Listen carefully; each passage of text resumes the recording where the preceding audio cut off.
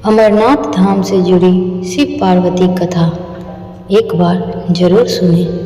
दोस्तों, एक बार देवी पार्वती ने देवों के देव महादेव से पूछा, ऐसा क्यों है कि आप अजर हैं, अमर हैं, लेकिन मुझे हर जन्म के बाद नए स्वरूप में आकर फिर से वर्षों तप करने के बाद आपको प्राप्त करना होता है। जब मुझे आपको पाना है तो मेरी तपस्या और इतनी कठिन परीक्षा क्यों?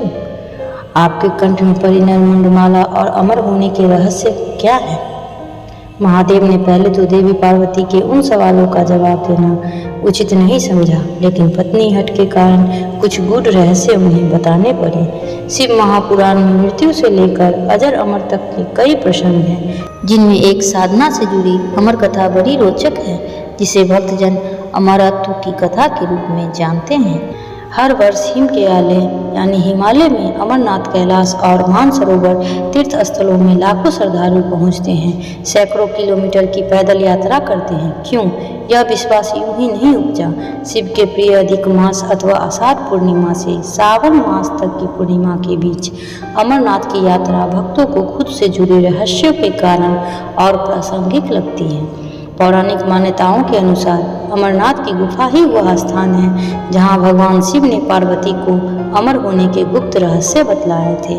उस दौरान उन दो ज्योतियों के अलावा तीसरा वहां कोई प्राणी नहीं था, न महादेव का नंदी और न ही उनका नाग, न सिर पे गंगा और न ही गणपति कार्तिकेय। सबसे पहले नंदी को पहलगाम पर छोड़ा महादेव ने। गुप्त स्थान की तलाश में महादेव ने अपने वाहन नंदी को सबसे पहले छोड़ा। नंदी जिस जगह पर छूटा उसे ही पहलगाम कहा जाने लगा। अमरनाथ यात्रा यहीं से शुरू होती है। यहाँ से थोड़ा आगे चलने पर शिव जी ने अपनी जटाओं से चंद्रमा को अलग कर दिया। जिस जगह ऐसा किया वह चंदनबाड़ी कहलाती है। इसके बाद गंगा जी को पंचतरणी में और कंठाभूषण सर्पों को शेषनाग पर छोड़ दिया। इस प्रकार इस पड़ाव का नाम शेषनाग पड़ा। अगले पड़ाव पर गणेश छूटे।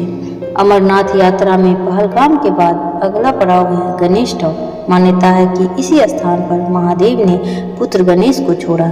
इस जगह को महागुना का पर्वत भी कहते हैं। इसके बाद महादेव ने जहाँ पिस्सू नामक कीड़े को त्यागा वह जगह पिस्सू घाटी है और शुरू हुई शिव पार्वती की कथा। दोस्तों, इस प्रकार महादेव ने अपने पीछे जीवनदायिनी पांचों तत्वों को स्वयं से अलग कर दिया। इसके पश्चात पार्वती संग एक गुफा में महादेव ने प्रवेश किया। कोई तीसरा प्राणी या कोई व्यक्ति, पशु या पक्षी गुफा के अंदर घुस कथा को ना सुन सके, इसीलिए उन्होंने चारों ओर अग्नि प्रज्वलित कर दी। फिर महादेव ने जीवन के गूढ़ रहस्य की कथा शुरू कर दी।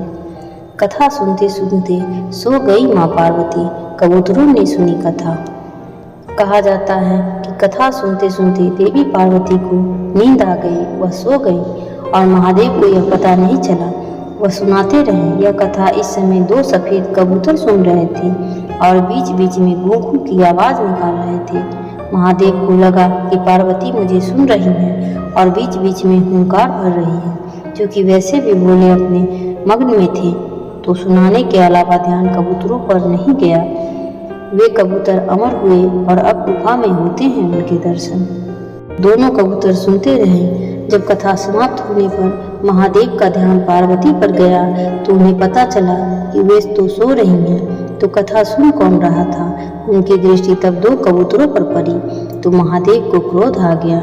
वही कबूतर का जोड़ा उनकी शरण में आ गया और बोला, भगवान, हमने आपसे अमर कथा सुनी है। यदि आप हमें मार देंगे तो यह कथा झूठी हो जाएगी। हमें पथ प्रदान करें। इस पर महादेव ने उन्हें वर दिया कि तुम सदैव इस स्थान पर शिव व पार्वती के प्रतीक चिन्ह में निवास करोगे। अंततः कबूतर का यह जोड़ा अमर हो गया और यह गुफा अमर कथा की साक्षी हो गई। इस तरह इस स्थान का नाम अमरनाथ पड़ा। मान्यता है कि आज इन दो कबूतरों के दर्शन भक्तों को होते हैं। अमरनाथ गुफा में यह भी प्रकृति का ही चमत्कार है कि शिव की पूजा वाले विशेष दिनों में बर्फ के शिवलिंग अपना आकार ले लेते हैं। यहाँ मौजूद शिवलिंग किसी आश्चर्य से कम नहीं है। पवित्र गुफा में एक ओर माँ पार्वती और श्री गणेश के भी अलग से बर्फ से निर्मित प्रतिरूपों के भी दर्शन किए जा सकते हैं। तो दोस्तों, यह थी अमरनाथ से जुड़ी शिव पार्वती की कथा। दोस्तों, अगर वीडियो पसंद आई हो तो वीडियो को लाइक करें और चैनल को सब्सक्राइब करना बिल्कुल ना भूलें। धन्यवाद।